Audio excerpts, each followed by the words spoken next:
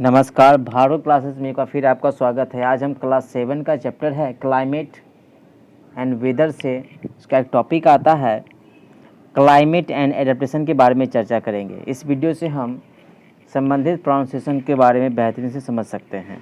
तो स्टार्ट करते हैं। Climate has a profound effect on living organism. Climate जो है प्रोफाउंड, ये प्रभाव डालते हैं पहले से भी सजीव जीवों पर।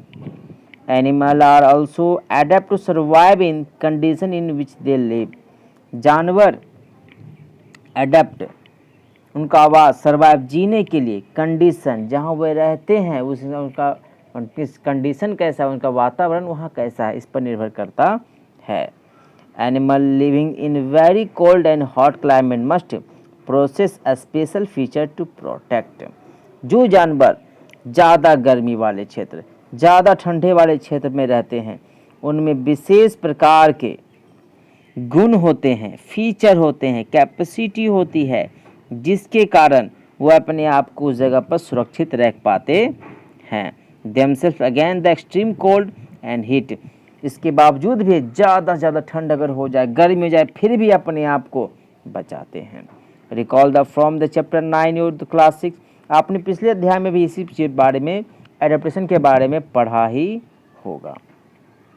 The features and habits that help the animals to adapt to their surroundings. उनमें गुण, उनमें काबिलियत और उनके आवास की ही मदद करते हैं जानवरों को, जीवों को एडेप्ट रहने के लिए अपने आसपास क्षेत्र। And the result the process of evolution. और ये क्रिया इवोल्यूशन, जब उनमें इवोल्यूशन क्रिया होती है इन्वायरमेंट में, तो भी इसी कारण से वो अपने आप को बचाते हैं। 9 में भी आपने बहुत सारा पढ़ाई होगा, वेदर के बारे में प्रभाव डालते हैं, किस प्रकार वेदर और क्लाइमेट ऑन सॉइल, मिट्टी पर प्रभाव डालते हैं। Have study effect the climate animals, यानी सिर्फ जानेंगे एनिमल पर कुछ प्रभाव डालते हैं, किस प्रकार जीवों पर वेदर और क्लाइमेट के कारण क्या क्या बदलाव होते हैं। तो habitats, an example of the adaptation of animal to climatic condition. एक उदाहरण से समझेंगे कि जानवरों पर किस प्रकार मौसम के प्रभाव पड़ते हैं। We discuss the only animals living in polar region, tropical rain forest, यानी वैसे जो जीव पोलर रीजन और ट्रॉपिकल रेन फॉरेस्ट जहाँ बारिश भी होती है, सुखाड़ भी पड़ते हैं। As the same suggest polar region the situated near the pole, क्योंकि पोलर क्षेत्र में जो भी रहने वाले उसमें पोल रहते हैं, क्योंकि वो ध्रुव के नज़दीक होते हैं। That is north pole and south pole. इन जगहों पर मैक्सिमम बर्फ पड़ती है, यानी क्या ठंड ज़्यादा होती है। Some well the known countries that belong the polar region Canada, कुछ संबंधित देश भी हैं, जैसे कनाडा हो गए, ग्रीनलैंड है, आइसलैंड है, नॉर्वे हैं, स्वीडन है और फिनलैंड है, अलास्का है एंड यूएसए और साइबेरियन आते हैं, ऑफ जो रसिया के क्षेत्र में आता है। ये सब जगह में ठंड ज़्यादा होती, कारण चूँकि ये पोल के क्लोज हैं।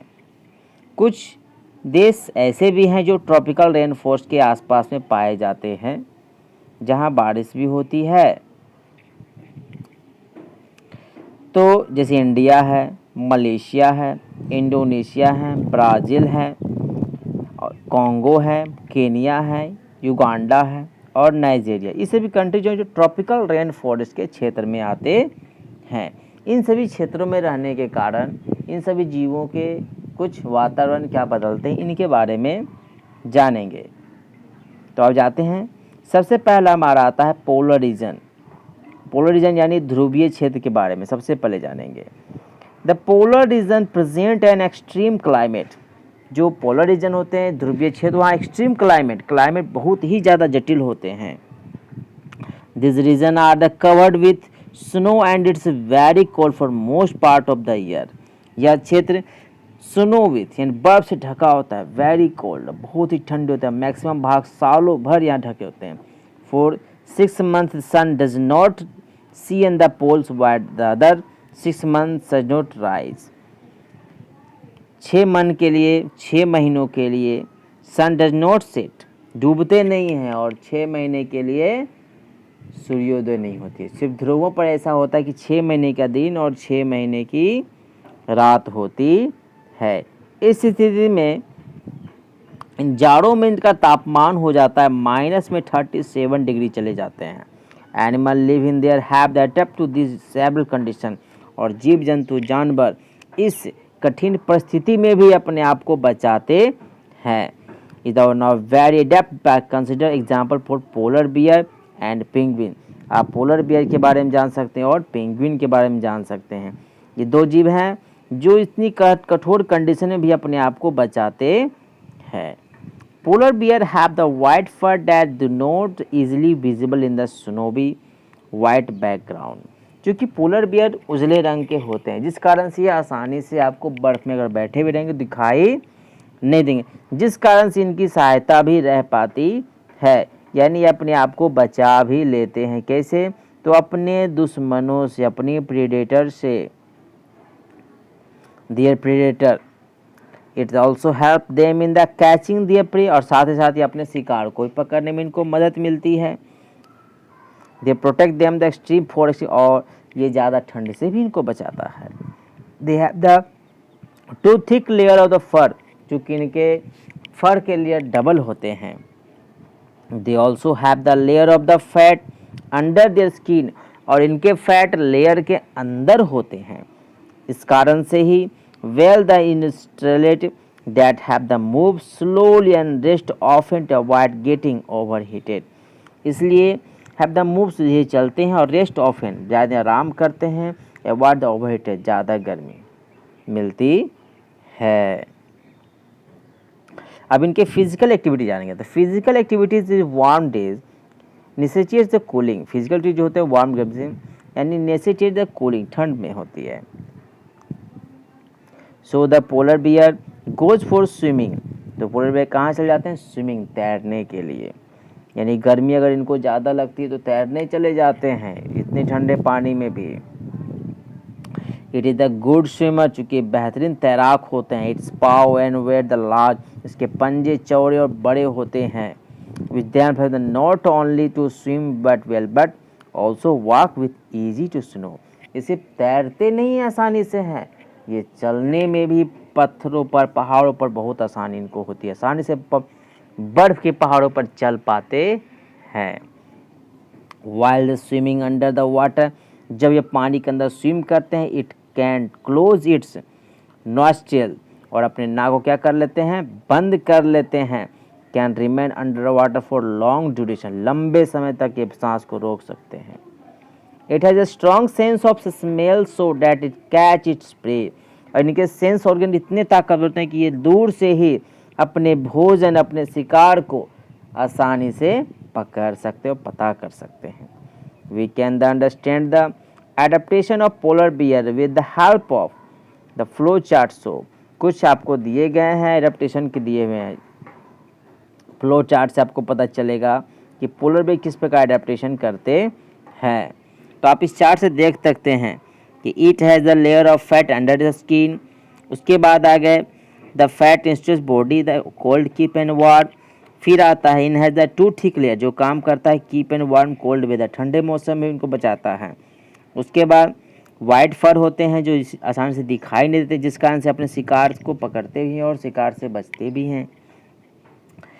फिर है the very small very strong sense organ की सुगंध, यानी सूंघने की क्षमता बहुत ही तेज होती है, जिस कारण से सहायता से वो आसपास पकड़ने वाले शिकार को और अपने शिकारी को भी, शिकारी साथ शिकार दोनों से बच पाते हैं।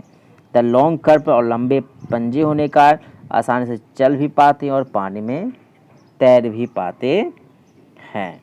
यही इनके हो गए फीचर।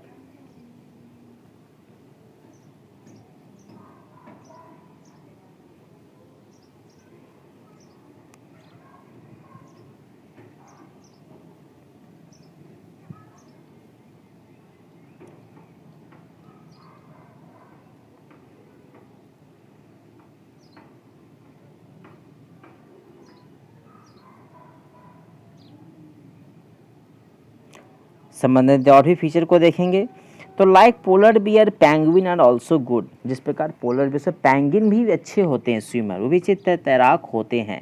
देयर बॉडी ज़्यादा streamlined and their feet have the web, जो उनकी बॉडी स्ट्रीम लाइंड होती है और उनके फिट वेब होते हैं, तो making them the good swimmer, जो इन्हें अच्छे तैराक बनाते हैं।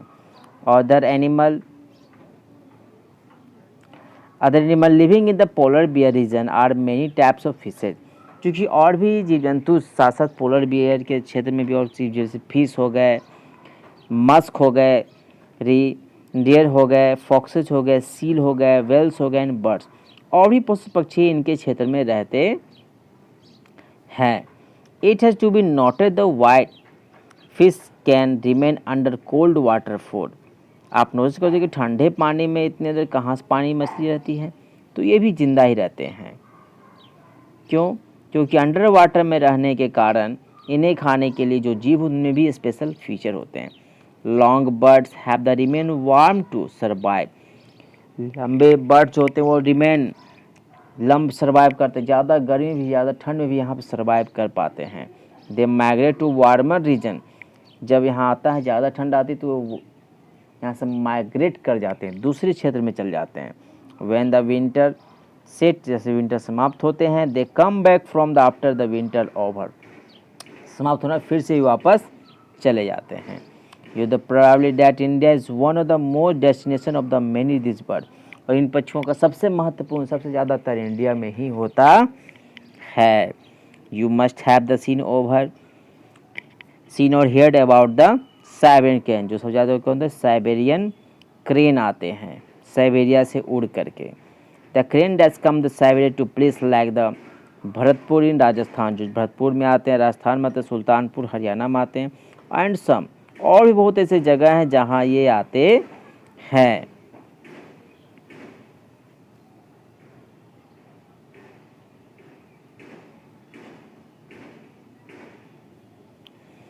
Wetland of north east some other the part of India, और साथ साथ जमीन के और भी बहुत भाग है जो नॉर्थ ईस्ट यानी उत्तरी पूर्वी क्षेत्रों में भी ये उड़ करके आते हैं।